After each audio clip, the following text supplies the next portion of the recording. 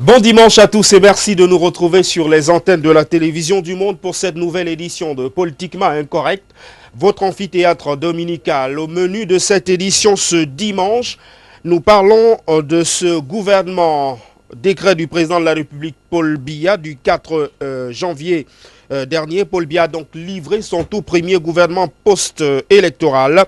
Dans la foulée de la nomination du nouveau Premier ministre Joseph Ndiangouté, une quinzaine de ministères sont donc concernés par ce vaste mouvement.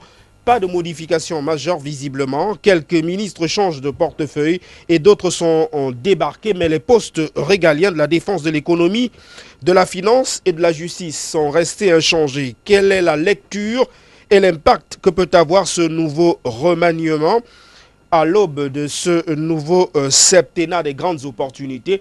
C'est l'axe principal de cette édition de Politiquement Incorrect ce dimanche. Et si le temps nous le permet, nous parlerons également de l'opération d'inscription sur les listes électorales qui a débuté depuis le début de cette année 2019, année également électorale avec en ligne de mire les législatives et municipales et certains annoncent d'ailleurs les régionales au cours de cette année 2019. Pour parler de tous ces sujets, un panel trié sur le volet nous a rejoint donc ce dimanche. Je vais rapidement les présenter sans transition. Il s'agit de l'honorable Marlise Doualabel. Elle est députée de la Nation, cadre du Rassemblement démocratique du peuple camerounais. Honorable, bonjour et bon dimanche. Bonjour et merci de m'avoir convié et je suis très heureuse de retrouver à l'aube de 2019 ces personnalités avec lesquelles je vais échanger. J'espère que ceux qui nous écoutent et qui, comme nous, ont eu la chance de voir 2019 ne vont pas trop s'ennuyer en nous écoutant. Juste à côté de vous, on a Anissé Kane, notre cadre de la scène politique. Il est également un cadre influent au sein du MANIDEM, le mouvement africain pour la nouvelle indépendance et la démocratie. Anissé Kane, bonjour, bon dimanche et merci de nous avoir rejoints. Je suis président du MANIDEM. Tout à fait. Tout à fait. Non, président du MANIDEM, rectification oblige. Tout à fait. Merci de nous avoir rejoints ce dimanche. Merci de m'avoir invité et bonne année à tous vos téléspectateurs. Et j'espère que cette année sera bien meilleure que celle qu'on vient de finir. C'est vrai qu'on n'a pas suivi le déroulement de l'actualité au sein du MANIDEM. Hein. Vous n'avez pas, pour ça que vous n'avez pas, vous n'avez pas suivi suivi cette actualité-là. Vous n'avez pas Monsieur suivi le Président, parce que. en tout cas, merci de nous avoir rejoints Oui. et ce correctif méritait d'être relevé. De l'autre côté, on a évidemment Serge Anthony Onguéné. Vous êtes le coordonnateur national de la jeunesse républicaine. J'espère que là également, je ne me suis pas trompé. Merci et bon dimanche. Merci bien, merci à tous les téléspectateurs. Bonne année à tous les téléspectateurs de LTM. Bonne année au couple présidentiel. Bonne année à tous nouveaux promus au gouvernement et ceux qui sont restés. Et nous sommes heureux d'être. Juste à proximité de vous, on a Bandakani qui est membre du G20. Il est également le président national du nouveau mouvement populaire. Monsieur le Président, merci de nous avoir rejoints ce dimanche. Je salue mes panélistes, co-panélistes que tu as présentés. Le président Michel, honorable.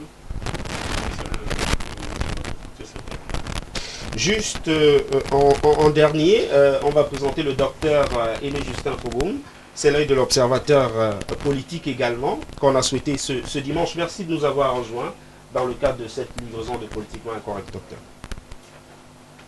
Merci camarades, merci déjà, n'est-ce pas, le thème pour nous avoir,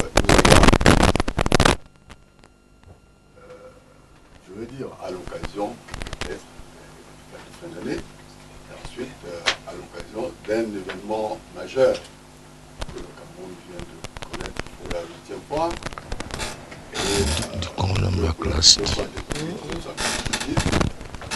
Et nous espérons que tous ceux qui vont nous suivre auront l'occasion de porter leur critique.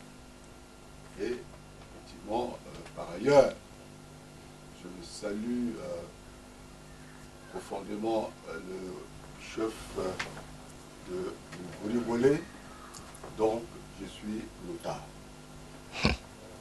Merci de nous avoir rejoints ce dimanche. On va rapidement débuter, mais peut-être un mot avec vous, Marlys Doualabel, avant d'entrer dans le vif du débat. Votre actualité, il y a quelques semaines, a été évoquée par la presse, notamment cet incident lors d'un concert, dit-on, de Valsero, qui a tourné à une sorte de revendication politique. Honorable, qu'est-ce qui s'est concrètement passé? Bon, écoutez, très sincèrement, je pense que l'incident est clos, parce que la vieille lionne que je suis a réussi à recadrer les jeunes loups qui ont pensé qu'ils pouvaient s'autoriser une sortie de piste devant moi et sans qu'il n'y ait une réaction. D'abord, ce n'était pas un concert de Valsero, c'était un festival de hip-hop. Valsero n'était qu'un des prestataires. Et il y avait d'autres jeunes prestataires dans le domaine de la mode, de la danse, etc. Et j'aime bien participer à ce type d'événement, d'autant plus que ça se déroule dans ma concession, parce que ça nous donne l'occasion de voir de quoi nos jeunes sont capables. Et je peux vous dire qu'ils sont bourrés de talent. Et c'est la raison pour laquelle je vis ces événements avec beaucoup de plaisir. Et Valsero, quand il est venu, il a aussi été accueilli par moi-même. Je me suis donné la peine d'aller dans sa loge, lui dire bonjour. Et bon, on a échangé et je suis revenu m'asseoir. Et après, quand il a été convié sur scène, il a tout de suite donné le ton en disant qu'il n'était pas venu s'amuser, mais qu'il était venu mettre sur pied une armée de résistants. Et il a convié Madame Ndoki, qui est venue le confirmer en disant que le bordel était fini, excusez-moi le terme, et que 2019 sera l'année où ils vont se faire entendre, etc. Le MRC, quoi. Donc, j'ai pensé que nous étions là pour un événement artistique et pas pour un meeting politique. Je n'ai rien contre les opinions de Valsero, je les connais, je connais ses textes, mais ils ne m'impressionnent pas. Et je pense que chacun de nous a le droit dans cette république libre d'exprimer son opinion, mais à condition que la loi soit respectée et que les personnes soient respectées. J'ai réalisé que ce soir-là, ces jeunes collègues, puisque nous faisons tous partie du personnel politique de notre pays, ils n'ont pas été corrects et je ne pouvais pas les laisser prospérer dans cette erreur. Maintenant, ça a été recadré, c'est fini. Les réseaux sociaux en font ce qu'ils veulent, mais c'est exactement ça la vérité. Merci. Entrons définitivement dans le vif du débat ce dimanche avec ce nouveau gouvernement de la République. Paul Biya a donc décidé d'installer de nouvelles personnes à la tête de quelques départements ministériels. On attendait un tsunami, honorable Marlys Doualabel. Seulement 15 ministères ont été touchés par ce mouvement-là. Ça vous surprend? Mais ça ne me surprend pas. J'imagine que la constitution ou la reconstitution d'une équipe au lendemain des échéances comme celles que nous venons de vivre répond à plusieurs critères. Des préoccupations que le dirigeant a, qui sont d'ordre politique et qui sont aussi en rapport avec les compétences. Donc je crois que sur le plan politique, le dirigeant a répondu aux attentes ou aux préoccupations qui étaient les siennes et qui rencontrent celles de la majorité de la population. Et sur le plan des compétences, vraiment, si quelqu'un a à redire sur les personnalités qui ont été promues, je serais très étonné. Vraiment, je serais très étonné. Je pense que c'est une belle cuvée. Je pense que les promus ont de quoi faire. Ce gouvernement a de quoi faire. Et je sais aussi qu'ils sont conscients de ce que le plus important pour traduire la vision du chef de l'État en réalité, parce que le chef de l'État a une vision, il a dit en 2035, le Cameroun sera émergent. Maintenant, il faut bien que de manière sectorielle, chacun s'occupe de savoir comment ça va être rendu possible.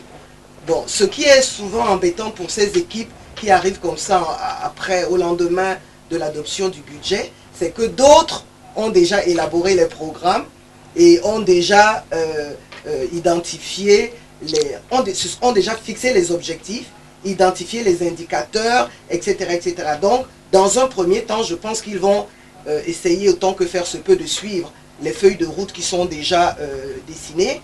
Le moment que, en vivant la chose, qu'eux-mêmes arrivent à la veille du budget 2020 avec leur propre stratégie, leur propre programme, etc.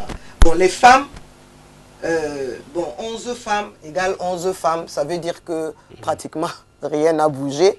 Mais je ne pense pas que la seule façon d'être utile à son pays et d'être visible, c'est de faire partie du gouvernement. Il y a bien beaucoup d'autres positions dans le collège des dirigeants qui pourraient être tenues par des femmes. Et je pense également que les échéances à venir, les municipales comme les législatives, vont apporter d'autres informations qui vont certainement favoriser l'entrée des femmes. Le rajeunissement, on l'a vu, on n'a pas vu les jeunes arriver en masse, les jeunes de moins de 45 ans, mais on a quand même un rajeunissement qui ramène le gouvernement autour de la cinquantaine. Donc, vraiment, globalement, moi, je suis satisfaite. Et maintenant, on attendra tous les maçons au pied des différents murs qu'ils devront élever.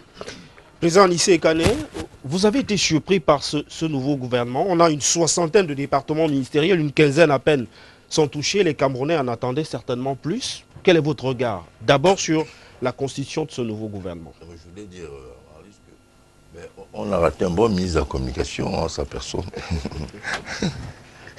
Non, moi je ne suis pas surpris. Mais ceux qui attendaient le tsunami, c'est qu'ils ne savent pas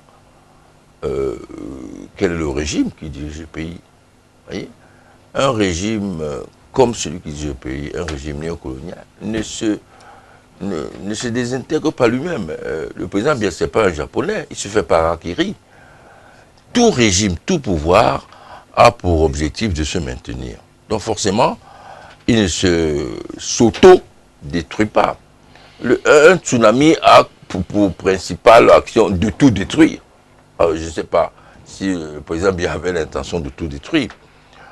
Je pense que l'idée sur laquelle les Camerounais attendaient du sang, c'est-à-dire plein de gens au quartier, était une idée farfelue.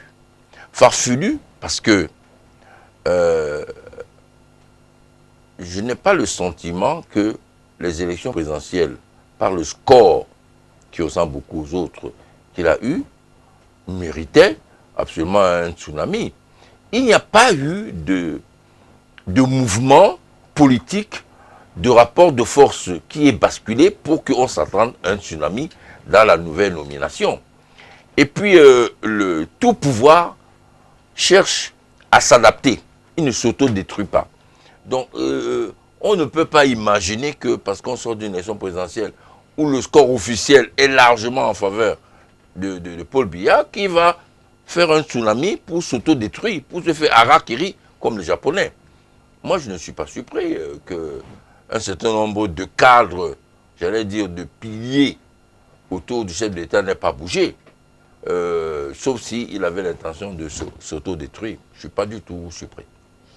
Et c'est pour ça que je vais finir en disant que réduire en réalité tout le régime au chef de l'État, c'est une vision puérile de la politique. Et ce remaniement montre bien que c'est un système. Et un système a des logiques qui font en sorte que, au-delà des individus, il y a une logique. Et la première logique d'un système, c'est de se maintenir. Et de garder ses piliers. S'adapter, mais pas s'auto-détruire. Donc, cette idée de tout ramer en pensant que le Paul Biya peut tout faire d'un revers de la main dans un régime comme celui-là, c'est une idée complètement puérile. Bandakani, président, vous avez également suivi, comme beaucoup de Camerounais, ce nouveau gouvernement de la République. Avant d'en arriver sur les détails de ceux qui effectuent leur entrée dans ce gouvernement-là, est-ce que vous avez été surpris un tant soit peu? Non, en politique, la surprise, généralement, c'est pour ceux qui ont une approche sentimentale de la politique.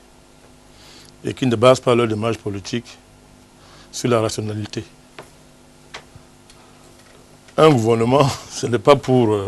un gouvernement ne répond pas à des demandes sentimentales ou émotionnelles. Un gouvernement règle les problèmes politiques, et les problèmes politiques sont les problèmes de rapports de force sociaux, rapports de force sociopolitiques. Ça veut dire que quand vous voulez un changement dans un pays, il faut vous assurer auparavant que votre niveau de l'organisation est en mesure d'imposer le changement. Si vous n'êtes pas à ce niveau, vous faites de l'incantation. Ça, c'est au niveau du principe général. Pour revenir à votre question de manière plus précise, on est dans ce remaniement consacre un équilibre, je dirais rationnel, mais qui a deux facettes, qui a deux faces. Il y a une face justement qui ressemble à du statu quo, mais qui va dans le sens de s'assurer que la maîtrise des dossiers sensibles, cette maîtrise-là va continuer.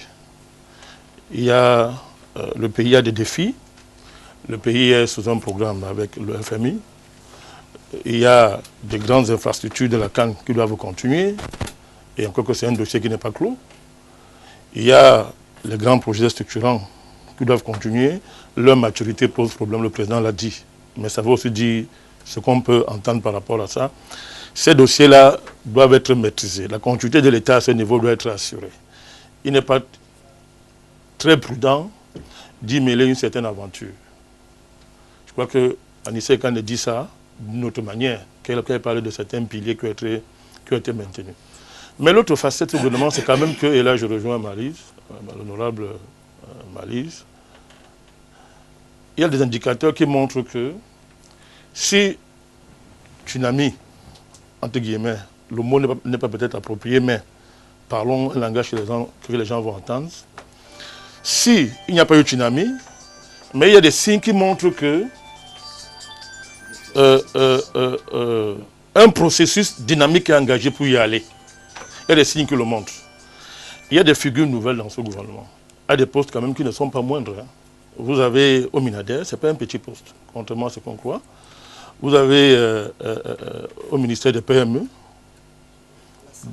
Dans le système économique à mon aujourd'hui, les PME, il ne faut pas prendre ça à la légère. Même si on est dans une économie dominée par les multinationales étrangères, les PME sont le socle endogène de notre économie.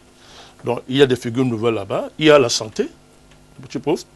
Et moi, je me réjouis, ça me concerne plus, la nomination de mon ami Jean de Diomomo, que je félicite en passant, qui est un indicateur qu'il y a une perspective qui n'est pas fortement affirmée, mais qui est promoteuse, qui nous peut indiquer que le président est dans un pragmatisme tactique, dynamique, qui peut déboucher plus tard sur ce que le Camerounais attendait. Pourquoi je le dis? Ce n'est pas un vœu, hein? Pourquoi je le dis? Parce que le président n'a pas le choix. Moi, quand je parle de tsunami, dans mon esprit, il y a le fait que le président le décrit, l'a dit dans son dernier discours, que la maturation de nos projets pose un problème sérieux. Et le président le dit avec toute sa hauteur. Mais on peut dire que, nous on dit ça autrement, la capacité de l'État à diligenter un ensemble de projets est bloquée. Bloquée par quoi? Par une baronnie des barons, c'est-à-dire une espèce d'endocolonat au cœur de la grande administration qui a pris l'État en otage. Tant que cet endocolonat n'est pas bousculé, l'État sera faible dans sa capacité à agir dans le sens des intérêts du peuple. C'est en cela que les Camerounais, quand ils parlent de tsunami, dans leur tête, au-delà de vouloir du sang, comme disait le président Anissé, il y a au fait qu'il y a une grande corruption inacceptable. Le dossier de la CAN l'a encore montré. Mais il y a le fait qu'on ne comprend pas comment est-ce qu'une administration est bloquée. Parce que des grands fonctionnaires sont riches, ils sont des hommes d'affaires, ils ont des entreprises, et ils paralysent la vitalité économique des forces, c'est-à-dire des forces endogènes, des forces vives de la nation au niveau économique. Ça bloque. Alors qu'en même temps, le président dit qu'il faut à tout prix que la démocratie devienne sociale, c'est-à-dire que le païen de la ménagère s'améliore de façon qualitative et quantitative. Ce qui bloque ça, au-delà des aléas extérieurs, c'est que, je le répète, c'est cet endocolonat qui est constitué par des hauts fonctionnaires qui sont au cœur de l'État et qui brillent par leur capacité à piller l'État et à chercher à prendre l'État, y compris le sommet de l'État en otage. C'est en cela. Alors je dis donc que les deux paramètres sont là, cohabitent ensemble. Il nous revient de continuer à travailler pour que, dans ce paramètre-là, les forces qui vont dynamiter cet endo-colonna gagnent dans l'avenir. Je voudrais terminer en ajoutant que le Premier ministre, c'est un homme du sérail, mais dans l'imaginaire, il ressemble à un homme neuf. M. John Gouté, c'est un homme, il ne faut pas rêver, c'est un homme du sérail. Mais on voit quand même que par sa nomination, il y a une volonté de sortir de certaines habitudes. Espérons que ses capacités personnelles l'amèneront à être au-dessus des habitudes objectives de notre administration. Serge Anthony Onguéné, tout à l'heure, Marlise Doualabel indiquait très clairement que la moyenne d'âge de ce gouvernement, c'est 50 ans. Effectivement. Vous avez le sentiment que la jeunesse a été prise en compte ou oubliée? Je pense que la jeunesse est prise en compte. C'est une démarche tout simplement de rajeunissement que nous souhaitons déjà de prime abord. Et le nouveau gouvernement qui a été promulgué le 4 le démontre à suffisance parce que nous avons essayé de regarder tous ceux qui ont été promus et nous observons effectivement que ça tourne entre 48 ans et une cinquantaine d'années. C'est une démarche qui rassure, comme l'a si bien dit le président Bandakani, et qui donne espoir, parce que c'est aussi ça.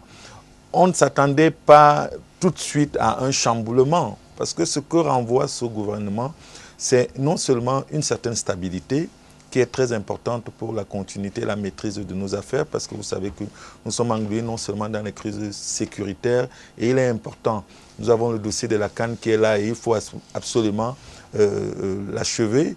Et ces éléments-là, nous pensons ont concouru à ce que ce soit plutôt un réaménagement qu'un remaniement, comme l'attendaient la plupart des Camerounais, parce que cet élément, il est très important de le souligner. Le président nous a donner un réaménagement, et un réaménagement est certainement une option tactique. Parce que quand on voyait les enjeux qui sont ceux du Cameroun, aujourd'hui vous vous demandez comment on allait faire pour sortir de ce marasme économique, on n'allait pas tout de suite bousculer toutes les lignes, mais là les choses sont en train de bouger et c'est un espoir pour la jeunesse. Et tout ce que nous pouvons escompter, c'est que ça aille de plus en plus rapidement, parce que ça aussi le temps joue contre nous sur ces aspects-là, parce que derrière, vous avez la société en général, la société civile, les Camerounais, qui attendent davantage. Donc, c'est un défi pour ce nouveau gouvernement, mais c'est aussi un message que le chef de l'État envoie à l'ensemble des Camerounais, parce qu'il a dit déjà qu'il a écouté lors de son discours d'investiture, il a pris en compte les préoccupations des jeunes et l'approche par laquelle il avance tente à démontrer cela.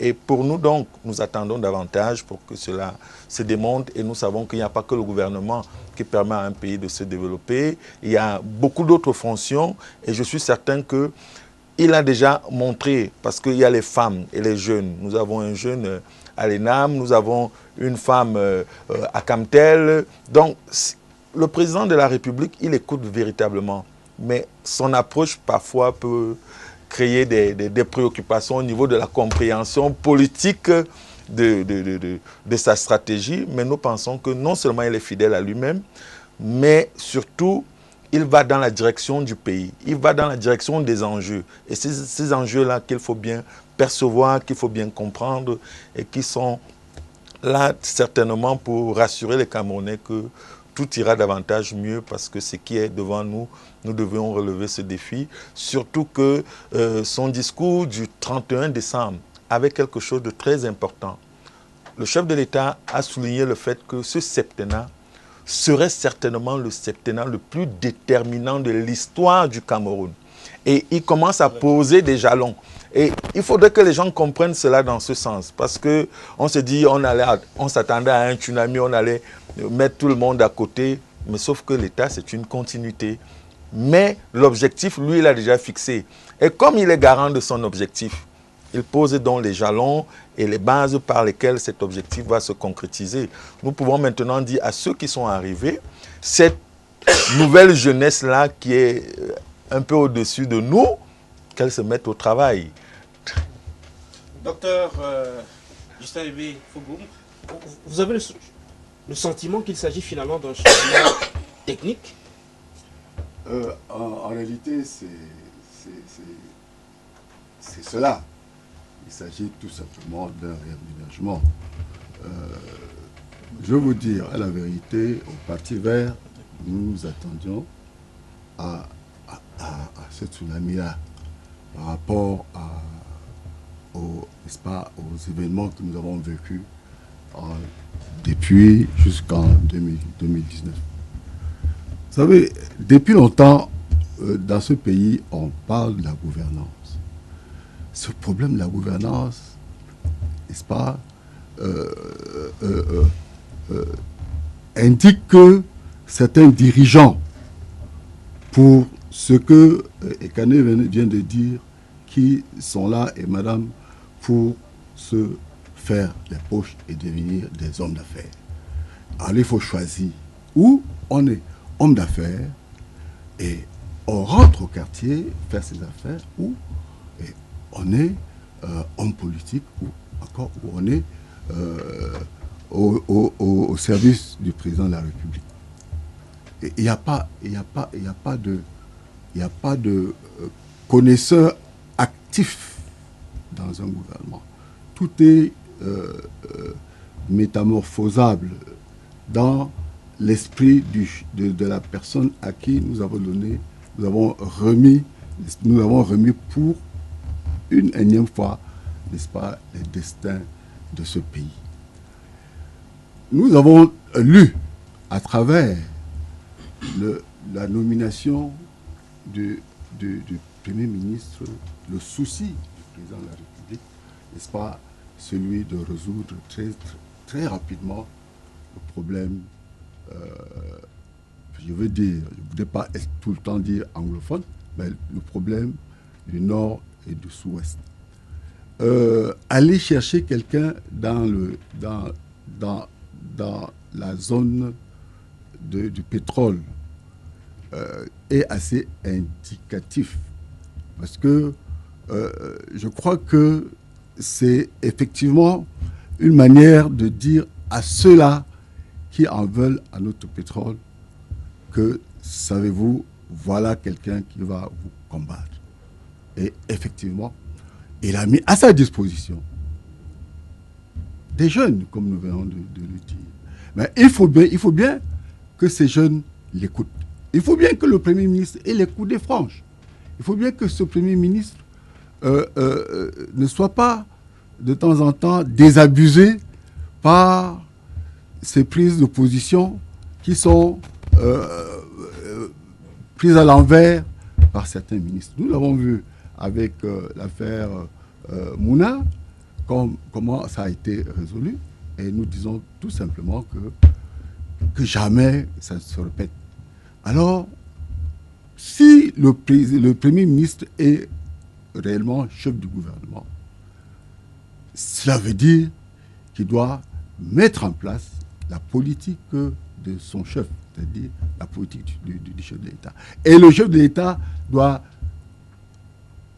à défaut de temps en temps, n'est-ce pas, l'assister, mais il doit lui laisser les coups des franges et lui permettre de travailler en homme fort. C'est le président de la République qui fait de son Premier ministre un homme fort et non le premier des ministres. Nous allons jusqu'à dire encore une fois de plus que ce réaménagement, effectivement, est un acte qui prépare les élections de juin et juillet, c'est-à-dire les législatives et les municipales. Parce que c'est au lendemain, en réalité, de ces élections-là, qu'on mettra en place un vrai gouvernement qui réponde aux attentes des populations par rapport à la carte politique que devraient nous être destinées les élections de juin. Donc on va garder l'expression ajustement réajustement du gouvernement et non remaniement. Marlise Doualabel, je voudrais qu'on aille poste par poste. Commençons par le Premier ministère. Il n'est pas très jeune non plus, même s'il est originaire d'une des régions aujourd'hui qui traverse la crise. Ça vous surprend? Ne dites pas ça, hein. Il est né en 54, moi je suis né en 53. Donc si vous le qualifiez déjà de vieux, moi je suis... Je n'ai pas dit qu'il était vieux, j'ai dit qu'il était... Il n'est pas dans la moyenne de... Il n'est pas dans la moyenne de ces jeunes qui souhaitent, qui aspirent également à gérer le pouvoir. Je prends le cas, par exemple, du président Malakani qui est du G20. On attendait également voir un visage un peu plus jeune. Oui, c'était de votre droit. Seulement, quand on fait une moyenne, généralement, il y a comment dirais-je, les âges. Non, pas des générations. Je veux dire qu'il y a des gens qui ont 60 ans, il y en a qui ont 40 ans, et c'est ça qui fait la moyenne. Mais moi, je pense que ce n'est pas là qu'il faut aller chercher le questionnement sur la qualité de ce monsieur. La première qualité, c'est qu'il met tout le monde d'accord sur la gouvernance. C'est quelqu'un qui est réputé ne pas avoir de casserole. C'est quelqu'un qui a donné du meilleur de lui-même et qui a fait une expérience diversifiée. Il a été enseignant, il a été manager d'une école de formation, l'ENAM. L'ENAM. Voilà. Et il a été à la présidence, donc à la diplomatie également. Donc c'est quelqu'un qui a plusieurs arcs, plusieurs cordes à son arc. Et c'est la raison pour laquelle on a tout de suite envie de lui faire confiance, qu'il peut porter cette ambition du président de la République.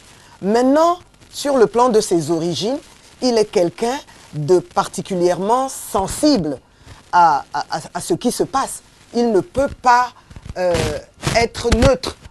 Il connaît très bien le Ndian, il connaît les difficultés auxquelles sont confrontées les populations de ce côté-là. Il sait également que la solution armée n'est pas une solution et on se dit qu'avec le tact qu'il a, avec l'expérience qu'il a, avec aussi l'adhésion qui se fait autour de lui sur le plan du dialogue, il va faciliter les choses. Maintenant, vous vouliez dire poste par poste. Moi, je veux tout de suite d'abord tomber sur le poste sur les femmes. Il y a 11 femmes qui étaient là. Il y a 11 femmes de ministres. Hein. Il y a 11 femmes qui sont là. Bon. La parité, c'est quelque chose de compliqué, visiblement. C'est quelque chose de compliqué, certes, mais c'est aussi très culturel et c'est aussi très lié aux hommes que vous êtes. Ce n'est pas seul le président de la République qui décide. Mais je veux dire que l'entrée, par exemple, de Madame Courtès est un événement. Est un événement, pourquoi? Parce que voilà une femme qui s'est démarquée. Ce qu'on appelle se démarquer. Montrer qu'on peut faire bouger des lignes, montrer qu'on peut être avant-gardiste sur certaines questions, par exemple l'environnement, par exemple le développement durable. Par exemple, tout le monde sait qu'elle a essayé de faire de Banganté une ville durablement développée.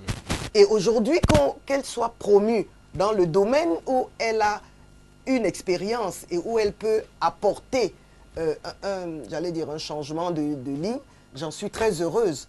Et en plus, elle symbolise aussi une femme lionne, c'est-à-dire pas une femme qui attend, mais une femme qui accompagne les hommes au même pied d'égalité, qui n'a pas froid aux yeux, qui a envie de tout prendre pour son pays, de tout prendre pour sa ville. Moi, j'ai été très heureuse de cette promotion. Je ne la connais pas tant que ça, mais je l'ai vue à Free-Cité. J'ai vu comment elle se battait. Vraiment, j'ai été heureuse qu'elle soit... Mais puisque vous vouliez qu'on parle des femmes, je vais peut-être vous relancer avec une question avant de prendre le président Anissé Canel. Le cas justement, Célestine Kétia-Cortez, les compétences du maire de Banganté jusqu'ici ne sont plus à démontrer, sauf qu'effectivement, on a l'impression qu'on a fait partir un originaire d'Undé pour installer un autre originaire de cette partie du terroir. Est-ce que ça, ce n'est pas, à votre avis, inquiétant? Jean-Claude Ngbenchou, il est d'Undé. Célestine Ketia-Cortez et Dundé. Donc on a fait un jeu de chaises musicales tout simplement. À ce niveau-là, est-ce que vous n'avez pas été un tout petit peu déçu? Mais mes prédécesseurs en ont parlé. La constitution d'un gouvernement est profondément politique. Vous comprenez? Et les équilibres doivent être conservés.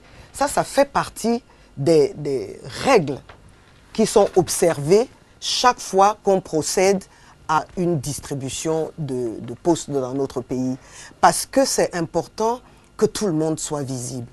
C'est important que tous les départements soient représentés. Et je peux imaginer le casse-tête que ça peut présenter pour le président de la République à essayer de faire en sorte que tous ceux qui l'ont accompagné dans la réussite de son combat soient représentés à ses côtés. C'est pas évident. Bon, maintenant, le ministre Bointu, il est parti de là. Rien ne dit qu'il n'aura pas autre chose. Mais pour l'instant, il fallait une femme courtesse et à la fois une femme, une combattante, et puis quelqu'un qui a des compétences à exploiter et à mettre à la disposition du pays. Anissé Kane, ce Premier ministre peut-il être un début de solution au dialogue dans le cadre de la crise anglophone? C'est très embêtant de réduire des problèmes aussi importants à des individus. Peut-être que la partie d'en face pourrait s'identifier à lui. Ça lui pourrait... d'avant était d'une des régions touchées par le problème dont on parle. C'est très embêtant. Moi, je pense que... Bon, vous savez, bon, moi je suis contre ce régime, donc je suis très embêté de commenter les personnalités que Biya a promues à ce genre de poste. Parce que Dion et l'ancien Premier ministre, l'ex-Premier ministre, viennent de ces régions-là. Et on a sur les bras le problème anglophone depuis 2 ans. Ça n'a pas empêché qu'on ait ce problème. Et même comme on a à la tête du gouvernement un originaire de cette zone. Je pense que ce qui est important, c'est le changement de cap, la vision qu'on donne à un gouvernement. Je disais tout à l'heure que ce gouvernement sort d'une élection où les rapports de force sur le terrain n'ont pas bougé. Donc en réalité, il y a 2 façons de faire évoluer la situation. Les événements qui peuvent faire évoluer une situation au sein d'un pays et le rapport de force politique sur le terrain. Le rapport de force politique sur le terrain n'a pas bougé, bien au contraire. Les événements, peut-être l'accélération des problèmes des zones anglophones, pousseront peut-être le pouvoir de Yaoundé à accélérer les solutions politiques à la crise anglophone, indépendamment de qualités reconnues ou pas de ce nouveau Premier ministre. Je me rappelle quand Yang devenait Premier ministre venant de l'Est, on a dit que c'est un homme neuf qui ne sort pas des réseaux, donc on peut faire confiance, qui n'est pas empêtré. Bon, on dit la même chose. Mais il est parti sans casserole. Hein. Le problème n'est pas de ne pas avoir de casserole, le problème est de diriger le pays, de donner des impulsions politiques sérieuses à notre pays, ce qui n'a pas été le cas. Moi, je pense qu'il faut attendre que les impulsions politiques soient données, comme c'est le cas dans ce régime, par le chef de l'État. Qu'est-ce qu'on va faire? Le chef d'État a dit dans son discours que ceux qui ne vont pas déposer des armes seront neutralisés. Il était temps, hein. En leur disant peut-être qu'on va accélérer les opérations militaires, mais ce qui est important, c'est de sortir de cette crise. Et la seule manière de s'en sortir, c'est d'engager un dialogue politique. Pas un dialogue avec les sécessionnistes, ceux qui ont décidé de couper le pays en 2, mais un dialogue sur comment va-t-on gérer dans les prochaines années notre pays pour éviter de se retrouver avec une crise comme celle de la zone anglophone, qui peut se retrouver au nord, qui peut se retrouver à l'est. Vous avez entendu parler des mémorandums de toutes sortes. Alors, s'il y a des mémorandums de toutes sortes dans les régions, c'est qu'on peut se retrouver avec des éléments qui exploitent le mal-être, le mal-vivre des populations et nous donner une situation pareille. D'autant plus qu'à l'étranger, à l'extérieur, les forces sont tapis dans l'ombre pour exploiter ce genre de situation. Donc moi, j'attends, je n'ai pas le sentiment que le discours de 31 a donné une impulsion politique à la résolution de la crise anglophone. J'attends les premières mesures que le chef d'État va engranger dès que le gouvernement va se mettre en place pour la résolution de la crise anglophone. Moi, je ne connais pas particulièrement M. Dion Ngouté. Bon, il a l'air sympathique, mais bon, tous les autres sont sympathiques. Je prie la réalisation d'afficher, si possible, les codes d'accès pour les réactions des spectateurs par SMS. Nous ne prenons pas d'appel. Président Banakani, vous avez parlé tout à l'heure d'un élément fondamental. Le président l'a relevé dans son discours le 31 décembre, la question de la maturité des projets. Est-ce que l'arrivée d'Ibrahim Talba Mala au ministère des Marchés Publics peut changer globalement les choses? Je rappelle que c'est un ministère qui a été indexé par le dernier rapport 2017 de la CONAC. C'est le ministère le plus corrompu selon cette CONAC-là. On peut faire bouger les lignes à ce niveau? Je ne sais pas. Parce que la question de la maturation de projet ne relève pas d'une alchimie personnelle. Elle relève d'un ensemble d'habitudes gouvernementales et d'un ensemble de comportements que des hauts fonctionnaires ont adoptés depuis bientôt de longues années dans ce pays. Est-ce que M. Talba Mala, qui est un parcours que tout le monde connaît, un bâton magique qui va sortir de sa poche pour régler ça? Je ne sais pas. Mais je lui souhaite bonne chance. Mais je pense que ce que je voudrais dire, pour aller approfondir votre question, c'est que un gouvernement, à la suite du chef de l'État, doit préserver ce qu'on appelle l'intérêt général. Ou bien ce qu'on appelle l'essentiel, c'est-à-dire quelque chose qui soit au-dessus de la somme des intérêts particuliers. En ce sens, l'alchimie des âges et des générations est certes une donnée importante dans le cadrage d'un gouvernement, mais de manière fondamentale, on ne règle pas le problème des femmes ou bien des jeunes en les remplissant dans un gouvernement. Il faut, c'est peut-être symbolique, c'est souvent nécessaire, mais ce qu'il faut, et là je partage le point de vue du président Nissé Kane, il faut une nouvelle politique, il faut un vrai changement de cap. Bon, nous ne faisons pas les incantations. On connaît le contexte particulier dans lequel ce gouvernement a été mis en place. Il y a des contraintes économiques qui sont réelles.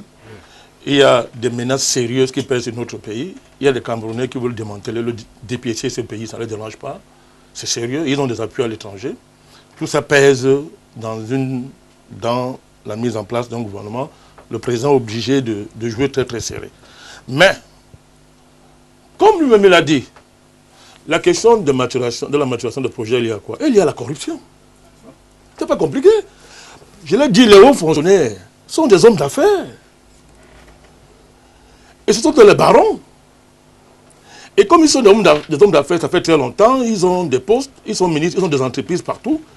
Ils doivent contrôler le président pour qu'il n'ait pas un mouvement qui nuise à leurs intérêts. Donc nous avons depuis dit qu'un des axes forts qu'il faut donner, c'est qu'il faut arrêter l'affaire là où les ministres font les affaires. Il a dit, un ministre veut faire les affaires, on le chasse. Il va rester au quartier. Il faut arrêter ça très rapidement parce qu'à terme, c'est un boulet qui non seulement rend immature les projets, comme a dit le président, mais à terme, c'est un danger pour l'équilibre politique de notre pays. Les élections qui sont passées, certes, ont débouché sur un statu quo en matière de rapport de force, mais ce rapport de force n'est pas statique, il est dynamique. Les lignes politiques bougent dans notre pays sous l'apparence d'un statu quo, mais les lignes politiques bougent énormément. Elles bougent énormément. À tous les points de vue, ça bouge.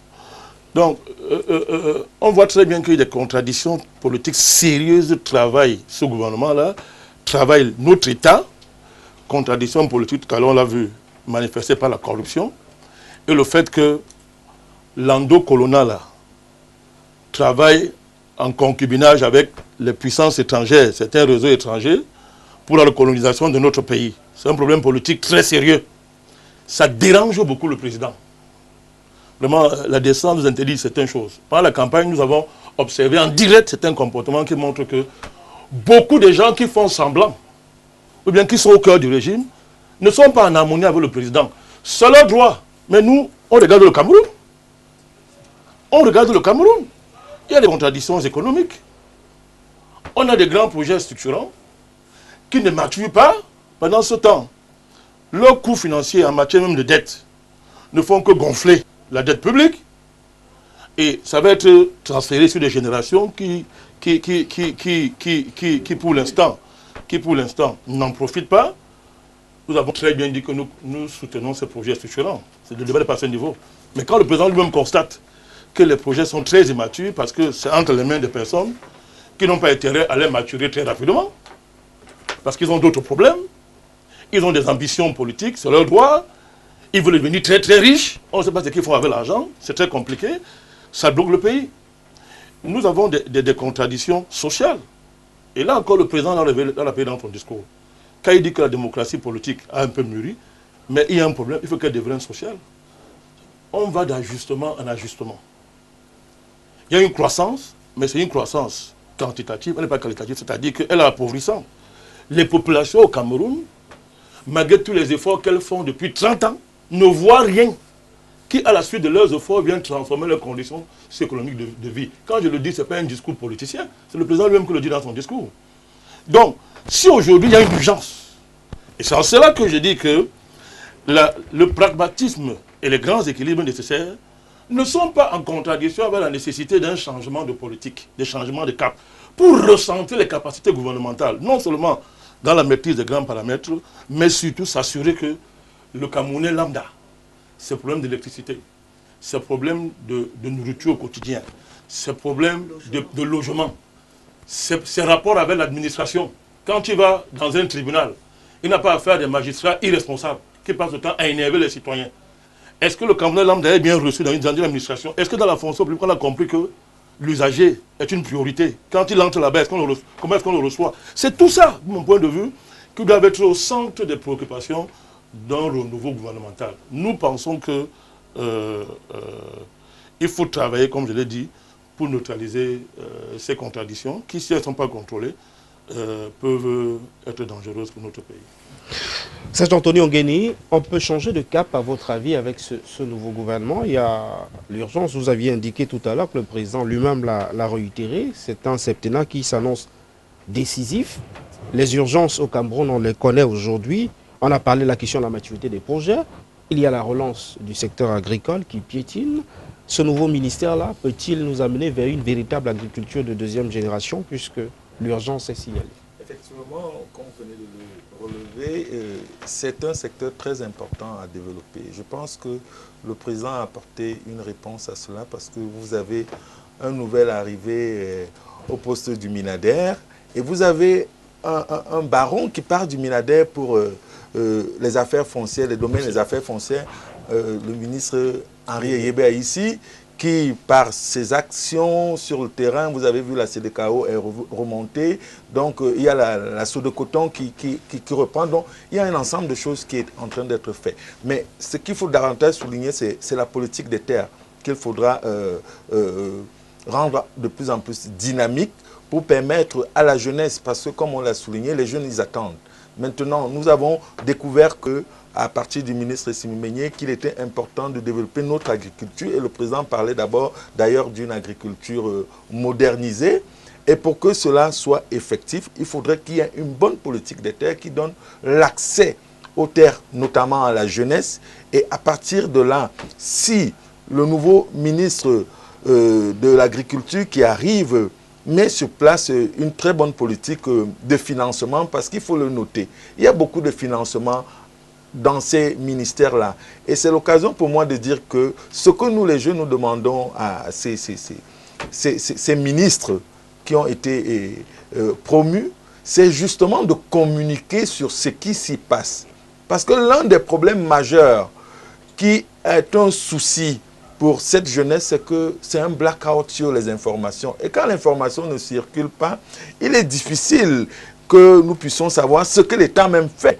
Et si nous prenons les domaines et les affaires foncières, nous prenons l'agriculture et que l'on communique seulement sur ces deux pans-là, je suis certain qu'il y a beaucoup de jeunes qui sortiront de la pauvreté et qui pourront être propriétaires des grandes plantations d'ici 2 à 3 ans, parce que nous avons certains blocages à ce niveau et il faudrait que l'agriculture, qui est un pilier essentiel de notre développement, soit véritablement ouverte à la jeunesse. Mais pour cela, il faudrait que les terres nous soient concédées et que les financements, le flux de financement qui atterrissent au Minader soit convoyé en direction des jeunes.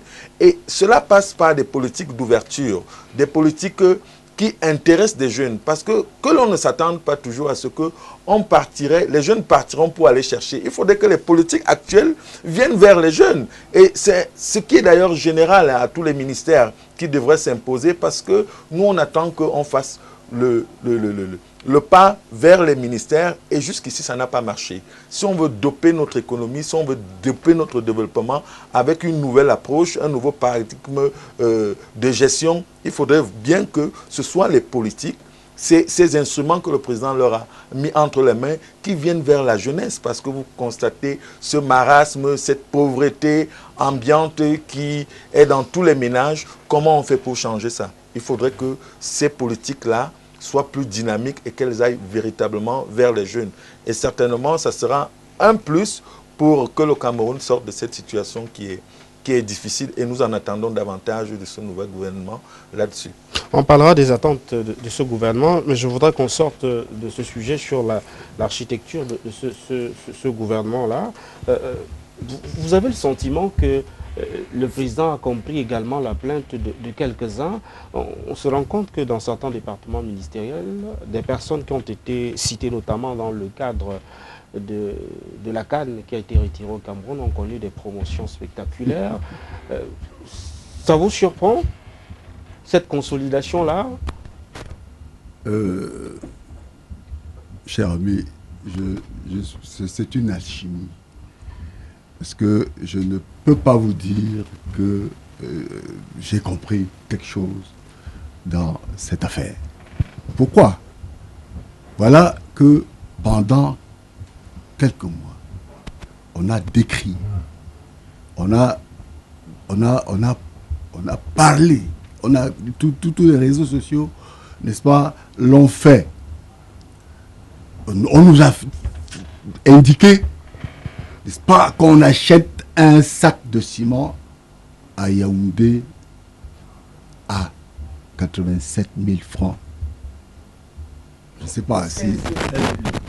dans tous les cas, j'ai appris... Chez vous, vous avez parlé de 16 000, mais j'ai appris... On a parlé de 87 000. Bon, ça, c'est ce que j'ai appris. Bon, vous dites 16 000. C'est déjà pas mal. Un camion de sable à 800 000. Camarades, de quoi est-il question? Et de surcroît, pendant que vous disiez tout à l'heure, on parlait de la tsunami, mais il y a eu plutôt des promotions. Alors, quand nous développons, quand Bandakani développe, quand Ekani dit que non, ça ne l'intéresse pas, quand madame croit en ce gouvernement, moi je veux vous dire, au Parti vert pour la démocratie au Cameroun, nous n'y croyons plus. Nous n'y croyons. Je ne crois plus au président Biya parce que je suis membre de la majorité présidentielle depuis 1992. Je vais vous dire à la vérité, il y a une clique qui gère et il y a une autre clique qui doit venir au secours lorsque le pays a des difficultés. C'est ce qu'on appelle communément la majorité présidentielle. Nous avons été surpris, d'ailleurs, si M. Bandakani ne l'a pas dit, nous sommes du G20. Et je veux vous dire, nous n'avons pas choisi d'être du G20. On nous a choisi. Il peut démentir, il peut l'affirmer. Je ne dis pas qu'on n'a pas été surpris, mais nous disons que comment un groupe qui a fait des efforts et qui a même changé la donne de la politique ou du comportement de l'électeur au Cameroun à un certain moment assez délicat de ce pays, on s'en va lui donner un ministre délégué. Ça ne veut rien dire. Ça, c'est se moquer, n'est-ce pas, du G20. Le G20 méritait 2 ou 3 ministères. Bien, cela étant, nous sommes à tous les coups, n'est-ce pas, déçus. Et nous disons que, effectivement, si nous continuons, dans ce système, le pays va, n'est-ce pas, à sa chute, va à sa perte. Je vais vous raconter, je vais vous rappeler une chose. N'oubliez pas que dans ce pays, nous avons un ancien ambassadeur qui reste toujours le conseiller spécial du président de la République. Il est en vie et il est en Omnes. Vous ne voulez pas prononcer son nom pour ne pas faire cette publicité. Mais qui gère ce pays? C'est Omnes ou c'est Biya?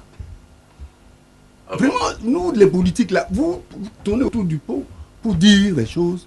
Moi, je dis, je suis la majorité présidentielle. Je suis à l'intérieur depuis 1991. Nous avons vécu tous les coups. On a failli nous brûler ici à Douala. On en a tué d'autres. On a tué un à Bamenda. Et, entre-temps, mes copains, mes camarades, n'est-ce pas, sont morts. Mais je ne réclame pas d'être ministre, non. Je réclame le changement que nous avons demandé depuis 1991. Et ce changement devrait se reconnaître au moins à travers les différents gouvernements qui se sont succédés depuis cette date. Nous sommes partis la tripartite avec des résolutions. Jusqu'aujourd'hui, ces résolutions ne sont jamais prises en compte. Monsieur, alors comment voulez-vous qu'un membre de ce groupe, que quelqu'un qui s'est battu, nous sommes battus à la tripartite pour redresser les choses. Nous étions 17 partis à avoir abandonné la salle. Nous sommes sortis de la salle de la tripartite en disant qu'il fallait changer, n'est-ce pas, d'emploi du temps. Et on nous a dit, les évêques, tels que l'archevêque, le cardinal Toumi, à l'époque, il était encore évêque, ils sont venus nous voir et ils nous ont calmés. Ils nous ont dit, rentrez en salle, les choses vont être prises en compte. Et nous sommes rentrés en salle. Le ministre, paix à son âme, il n'est plus, a dit qu'en fait, tout va se faire. Et au soir de notre séparation, on a sorti, n'est-ce pas, un texte qui comportait 18 points. Et ces 18 points étaient, comme le disait Bandakani, que la ménagère ressente le changement dans sa vie. Mais, alors, vous me posez la question. Le monsieur a parlé tout à l'heure, parce que j'ai beaucoup à dire, excusez-moi. Monsieur a parlé tout à l'heure, excusez-moi, 2 secondes. Hein. Monsieur a parlé tout à l'heure de l'agriculture. Moi, j'ai une plantation à kilomètre 34 de Douala. Je veux vous dire, c'est pas facile. L'agriculture est extrêmement difficile. Ça demande de l'investissement.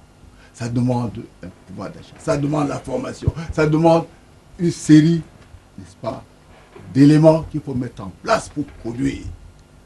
Tant que cela n'est pas pris en compte, le président de la République aura beau parler, n'est-ce pas, de l'amélioration de l'agriculture. S'il faut parler de l'amélioration en parlant de la solution des cotons, tout le monde sait ce que c'est que la Sodécoton. C'est une société étrangère. Tout le monde sait ce que c'est que la Sodécao. C'est parrainé par les étrangers. Bon. Mais la plantation d'un Camerounais, de ce Camerounais-là, il est où? On avait ici à Penja un certain monsieur qui avait ses plantations de bananes. Une société qui s'appelle, je ne sais plus quoi, une société française, a reçu l'ordre de sommer ces messieurs d'abandonner la culture des bananes et que désormais ce sera fait par cette société-là. Et quand nous parlons aujourd'hui du label camerounais, ce n'est pas la banane camerounaise, mais c'est la banane du Cameroun. Donc, l'agriculture se veut à tous les points de vue camerounaise pour, n'est-ce pas, pour rendre au cultivateur le fruit de son travail. Honorable Marius Doualabel, parlons des défis qui attendent ce nouveau gouvernement. Et vous allez peut-être nous dire en regardant la caméra si vous pensez qu'ils peuvent relever ces défis-là, redresser la croissance au Cameroun aujourd'hui. Vous pensez qu'on peut y arriver véritablement? Les défis sécuritaires, Anissé Ekane en parlait tout à l'heure. Il est peut-être temps d'en finir avec cette crise anglophone et de manière définitive. Vous avez le sentiment que ces hommes nouvellement promus et ce gouvernement dans son entièreté peuvent faire l'affaire? Je crois fermement que c'est la détermination du président Biya et que 2019 sera une année déterminante. Alors, je pense que le gouvernement doit aller dans des initiatives créatives et volontaristes. Par exemple, le président des jeunes a parlé de l'agriculture. À mon humble avis, au-delà de ce qui est fait de manière, j'allais dire, nationale, il faut qu'on aille dans la décentralisation. Il faut également qu'on aille dans des décisions, une fois de plus, volontaristes, du style des villages pionniers des jeunes. Qu'on dise par exemple que dans chaque région, on va créer un nouveau village. Et ce village reçoit 1000 jeunes qui vont se spécialiser dans la culture d'un des produits. Par exemple, dans le nord-ouest, je sais qu'on fait du très bon thé. Mais ce thé, nous pouvons nous donner comme objectif de devenir le meilleur producteur de thé dans le monde. Et maintenant, les jeunes sont volontaires. Ils sont un peu démobilisés, c'est vrai, parce que certains n'y croient plus. Mais ceux qui sont mobilisés, il est important qu'on leur donne les moyens d'y croire et de démarrer une... Vous imaginez une construction, parce que j'étais au Maroc et j'ai entendu parler des 100 000 logements. Eux, ils ont des objectifs tellement énormes. Donc si on construit 1000 logements pour des jeunes, des logements modestes, mais fonctionnels, et puis dignes, qui font que ces jeunes-là, au lieu de raser les murs dans les quartiers mal organisés des grandes villes, où ils arrivent pour trouver des occupations censées leur apporter des revenus, ils vont vivre plus sainement, de manière plus organisée. Et qu'on fasse en sorte qu'ils aient accès à tout ce qui existe dans la ville. Et aujourd'hui, c'est possible. Aujourd'hui, c'est possible. Ces villages ne seront plus des villages enclavés. Donc, il faut qu'on aille vers des solutions, peut-être un peu qui ressemblent aux solutions communistes, mais qui sont nécessaires parce que les besoins sont tellement énormes que pour les juguler, pour les remplir, il faut des solutions nouvelles et qu'on se lance à des choses qui jusqu'à présent n'ont pas été faites. Je voulais aussi dire rebondir sur ce que disait Mbanda Kani. En fait, la gouvernance, ça commence par l'éducation de base. Cet agent de l'État, et même cet agent qui est dans une boutique, qui vend des chaussures quelque part, et qui vous reçoit comme s'il était patron de je ne sais pas quoi, c'est parce que dès son enfance, on ne lui a pas montré le respect de la dignité des autres. C'est important que dans nos curricula, même à partir des petites classes, qu'on apprenne aux enfants qu'il faut respecter son voisin en classe. Il faut être courtois. Ça ne change rien. Quand on est courtois, on n'est pas faible. Hein? Au contraire, on crée des environnements harmonieux. Il faut qu'on apprenne aux enfants à devenir des colons. Le colon, lui, nous a appris à être un consommateur. Nous devons rester là à attendre qu'il nous apporte des choses dont on n'a même pas besoin. Mais nous, pour notre développement, nous avons besoin de maîtriser notre environnement. D'où vient-il qu'un jeune homme sorti de Polytech, quand tu arrives dans son village, tu ne peux pas imaginer qu'il y a quelqu'un qui est sorti de Polytech, qui vit dans ce village. Parce qu'il y a des petits aménagements qui ne mangent pas de pain, mais qui montrent que là, dans ce village, vivent des personnes qui ont dominé leur environnement. En attendant que l'État vienne répondre aux vraies sollicitations, aux vrais besoins, mais je pense que nous tous, nous devons nous mettre dans des dispositions d'esprit différentes de celles que nous avons aujourd'hui. Dès que vous demandez à quelqu'un de ramasser les ordures devant sa maison, ah oui, mais on fait quoi de nos impôts? Mais nous payons les impôts. Oh, ils sont tous chômeurs dans tout le quartier, donc personne ne paye un franc d'impôt. Et ils ne comprennent même pas qu'en ramassant les ordures, c'est faire de la prévention. Parce que soigner, c'est plus difficile que prévenir. Et pour tomber malade, qu'est-ce qui nous fait tomber malade? Notre environnement.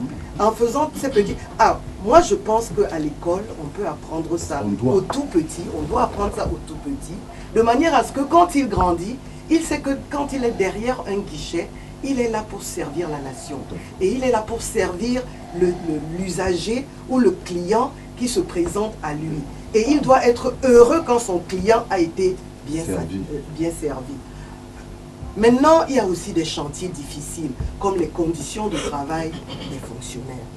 Parce que, effectivement, depuis le PASS, donc depuis 25-26 ans, les gens sont mal, très mal.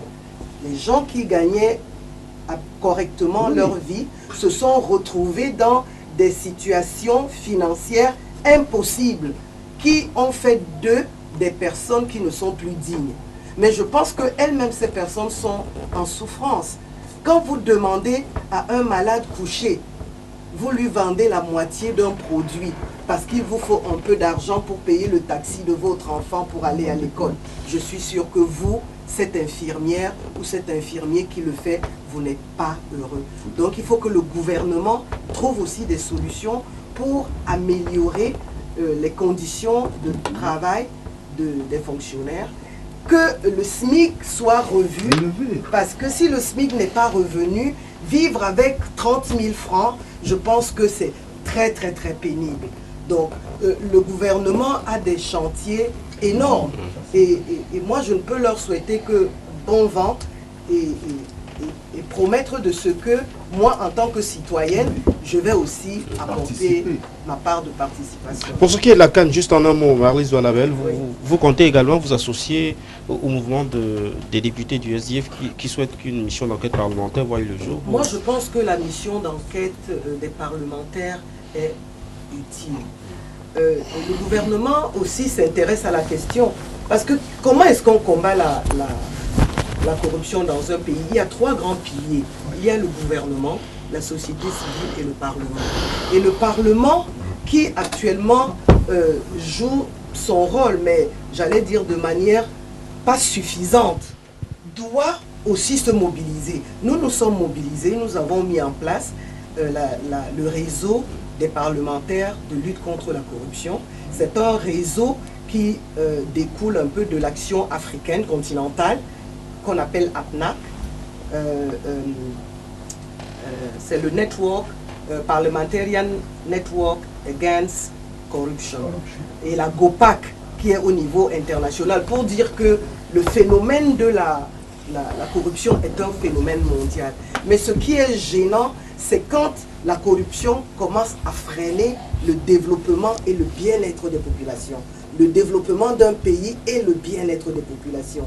Et nous, les parlementaires, nous devons absolument être plus actifs aux côtés de la CONAC.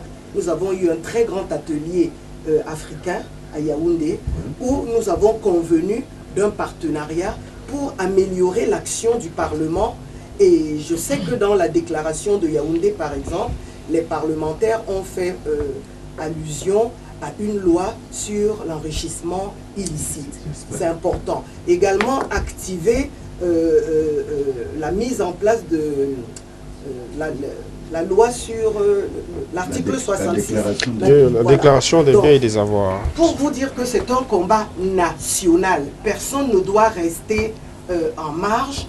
Nous devons tous accompagner la volonté du chef de l'État qui est d'éradiquer, mais au mieux, puisque nous sommes des humains, de réduire à sa plus simple expression la corruption qui, qu'on le veuille ou pas, détruit notre pays. Président Nissé Kane, peut-on changer de cap avec ce gouvernement? Bon, c'est vrai qu'on est à la période des vœux. C'est quand j'écoute la complainte, j'allais dire,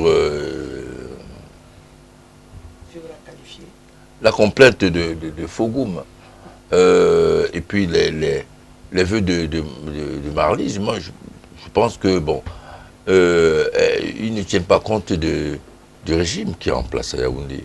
Vous savez, c'est vrai, on peut améliorer la gouvernance dans ce pays par le travail parlementaire, par la société civile, par la récrimination des partis de l'opposition, on peut.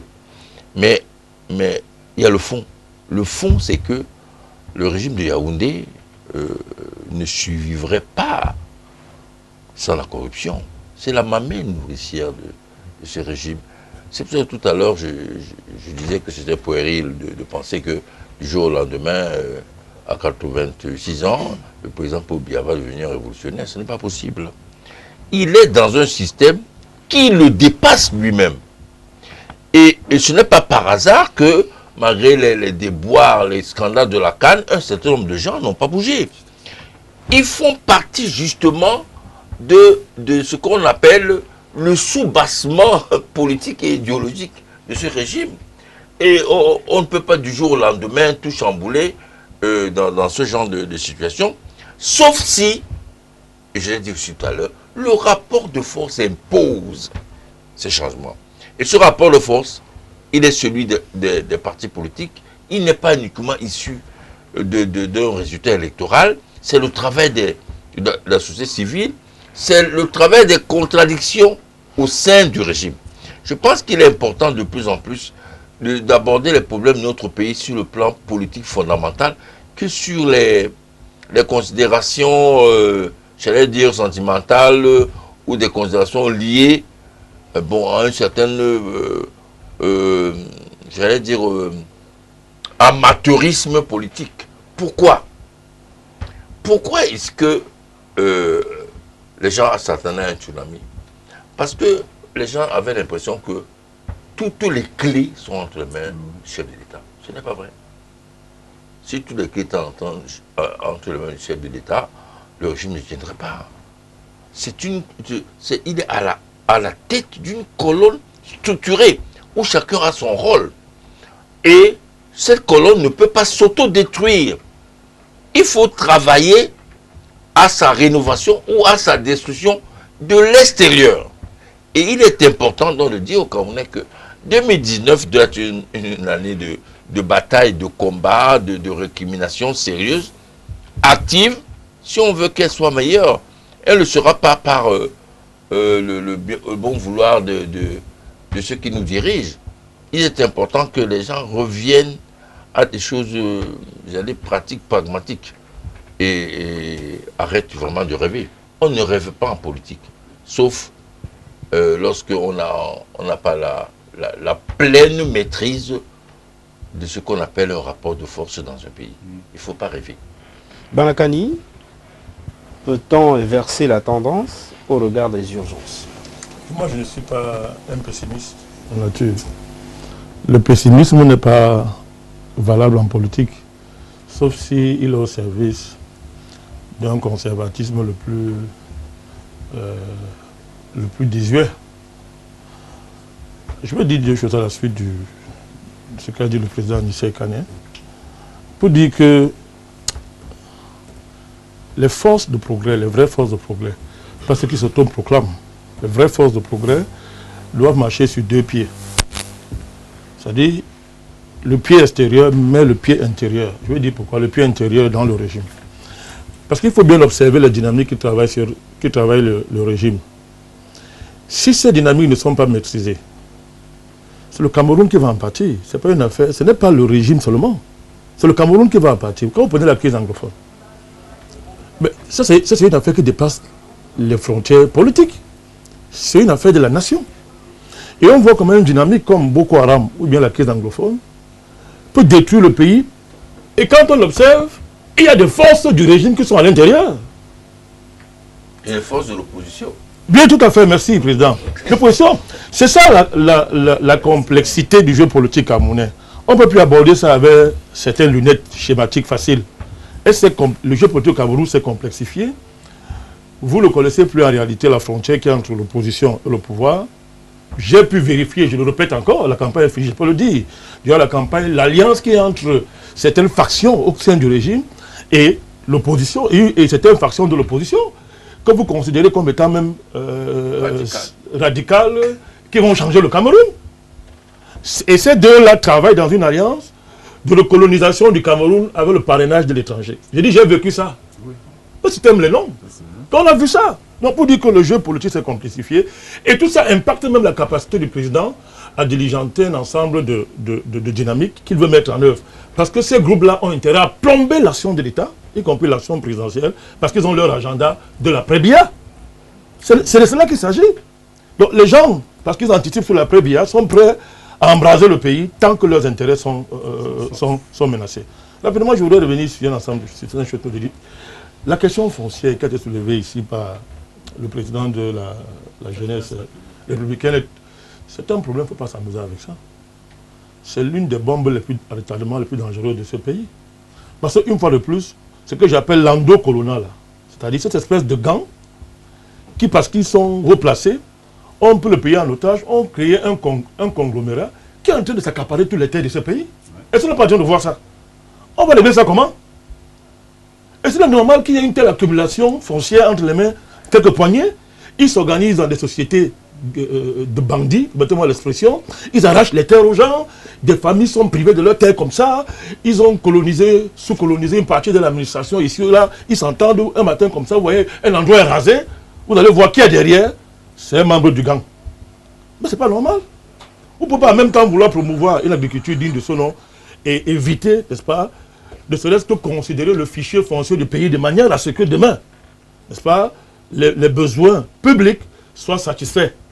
Donc, cette spéculation foncière doit être, j'espère, que le ministre ici, Yeba ici, qui a été envoyé là-bas, est bien conscient de cette situation. Il a l'expérience pour aborder de tels problèmes. Mais c'est une question très, très urgente, parce que ça cultive et entretient le sentiment de colère et d'injustice qui souvent peut amener les gens à avoir les comportements politiques inappropriés. Il y a un autre aspect de la question, c'est quand le président prescrit des objectifs de performance en matière de projets structurants et dans d'autres domaines. Mais il y a un problème. C'est que les prescriptions du président heurtent les intérêts politico-affairistes des grands commis de l'État. Or, le président compte sur eux pour accélérer certains grands projets. Mais c'est ça le problème, la maturation de nos projets. Une des raisons pour lesquelles les projets ne mûrissent pas, je vais insister là-dessus, c'est ça. Donc il est difficile pour un gouvernement en même temps d'avoir des objectifs de performance dignes de ce nom, alors que ces objectifs sont en contradiction avec les intérêts immédiats de la plaque, de la matrice importante de l'État. C'est une contradiction qu'il faut affronter. Et c'est la responsabilité du chef de l'État. C'est sa responsabilité. On peut l'y aider, mais c'est sa responsabilité. La question de la décentralisation.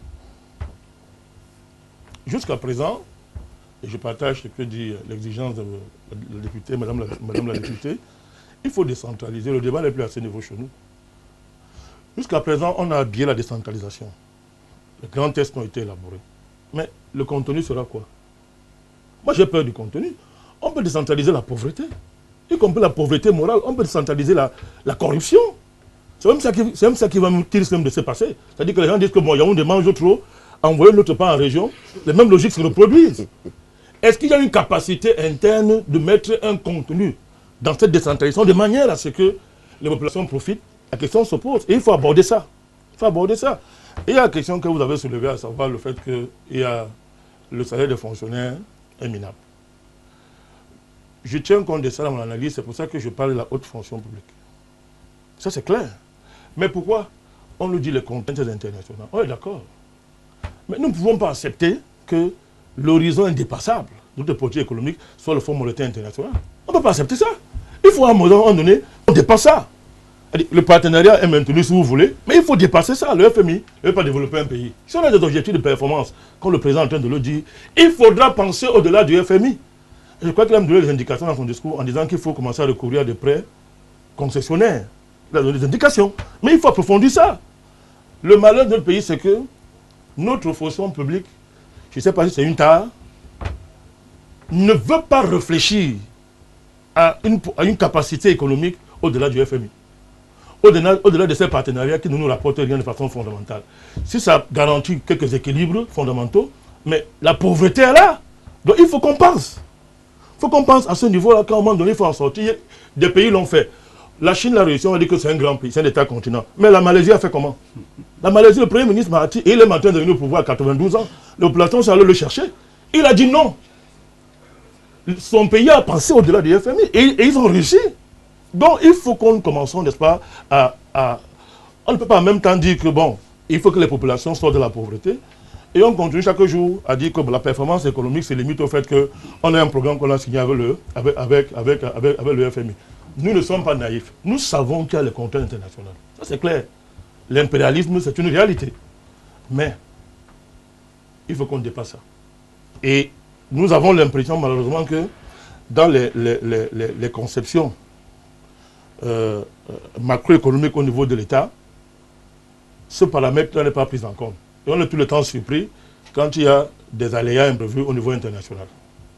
On est toujours surpris. Alors qu'au moment, dans la pensée économique de notre pays, on devrait savoir que ce ne sont pas des aléas, c'est la structure même du système international sur le plan économique. C'est sa structure. Donc si on veut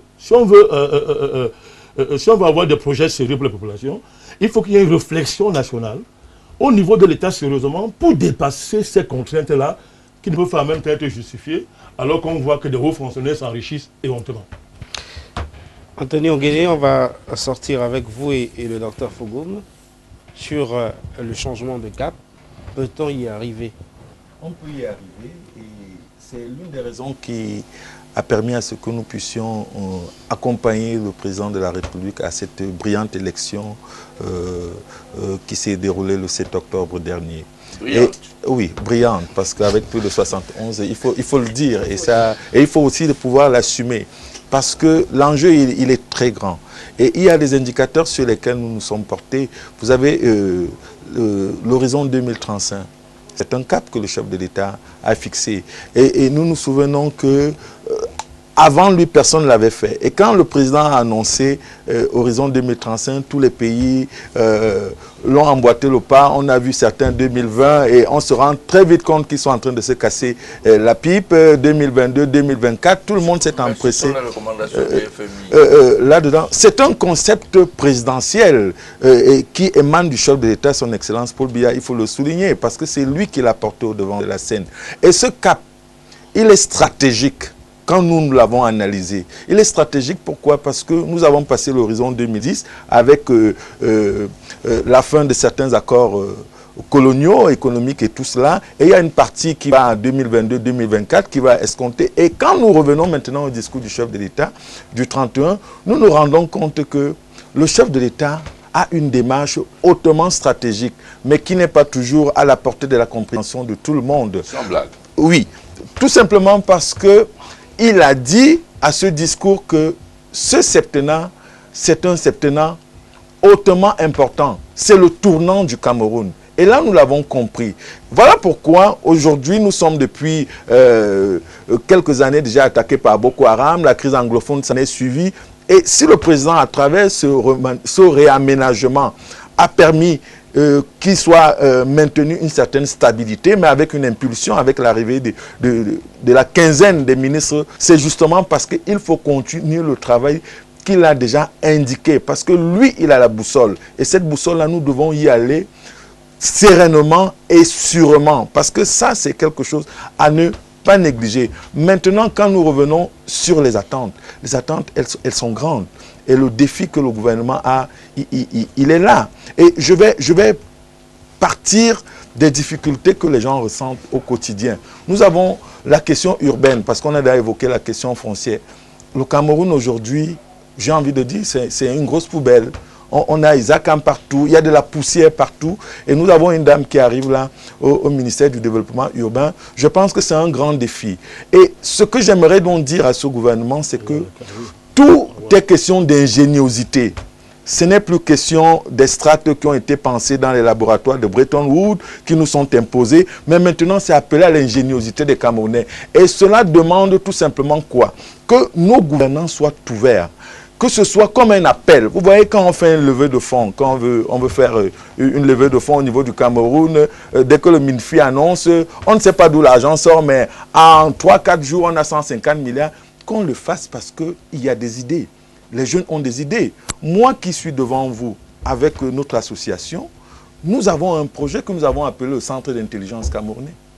Nous sommes convaincus que si on arrive à mettre de telles politiques au Cameroun, ça vous crée 2,5 millions d'emplois en 3 ans, avec plus de 1200 voies déjà étudiées qui permettraient au Cameroun de rebondir. Et ça, c'est des choses pour lesquelles nos gouvernants doivent être attentifs. Et cela appelle à quoi? À une veille. Il faudrait qu'au niveau de toutes les institutions, tous les ministères, qu'il y ait une sorte de veille. Quand l'honorable lance une idée, qu'on puisse pouvoir la capter et l'exploiter quand le président Bandakani ou le président Anissé lance une idée, parce que c'est ça le problème. On se dit ce ne sont que des idées. Le début d'un projet part d'une idée. Et si on arrive à capter cet ensemble de choses, ce serait important que nous arrivions à transformer notre pays de façon véritablement très rapide. Et maintenant, il y a... Vous allez chuter rapidement parce oui, que... oui, je vais ça va malheureusement très vite. Oui, il y a la question de la décentralisation. Celle-là aussi, elle est très importante parce que nous devons conceptualiser des modèles. Moi, je vais vous dire, parce que c'est bien de parler, mais c'est surtout bien de présenter certaines voies. Je vais prendre au niveau de la décentralisation. Je suis très amusé quand je vois nos villes, je prends Douala première, Douala deuxième, dans cette poubelle, dans cette saleté. Je dis, mais imaginez-vous si une commune a une carrière. Une commune a une carrière, ça veut dire tous les gens de cette commune-là, ils prennent le sable à la mairie, à la carrière de la mairie, et cette mairie a une microstructure qui s'occupe de l'aménagement. Comment ce sera sale? Ce ne sera pas sale. Et les gens, même les structures, j'ai vu par exemple en Allemagne, si vous voyez dans une commune, on fait des tôles ondulées, tous ceux qui y sont achètent. Donc, il y a des modèles de développement qu'on peut implémenter.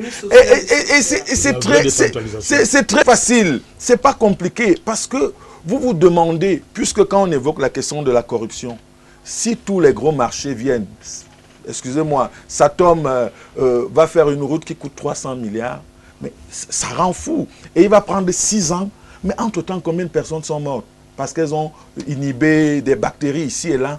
On doit conceptualiser des modèles simplistes et pratiques. Voilà. Et ça va apporter un véritable changement. Vraiment, en une seconde, docteur, malheureusement, parce que la réalisation nous affirme que pour vous, on n'en attend rien. Donc, bravo. Vraiment en une seconde, parce qu'on va sortir de cette émission. Vous citez, n'est-ce pas, une anecdote. C'est que quand je préparais mon doctorat, par exemple, je suis dans la normalisation. J'ai préparé ce doctorat, n'est-ce pas, au niveau des ministères, de tous les ministères au Cameroun, et je me suis rendu compte d'une chose, c'est que les normes n'existent pas entre les différents ministères. Ils ne s'entendent pas. Pourquoi? Parce qu'il n'y a rien qui les lie. Il faut tout simplement que... Malheureusement, c'est terminé, c'est terminé. On nous envoie carrément le générique à l'antenne. Je vais vous dire merci. On aura l'opportunité de développer ça très prochainement. Je remercie les téléspectateurs qui ont réagi par SMS. Le débat a été certes privilégié ce dimanche, mais on espère pouvoir rendre public vos réactions dimanche prochain. Je remercie le docteur le docteur Justin Aimé-Fogou. Merci d'être venu. Je remercie l'honorable Marlise Douala-Bel. Je remercie également le président Anissé Kane. Je dis merci également au président Bandakani et puis Serge Anthony Ongene. Merci d'être venu ce dimanche. C'est tout pour Politiquement Incorrect. Merci de nous avoir accordé votre attention. J'aurai le plaisir de vous retrouver dimanche prochain. Bon dimanche à tous.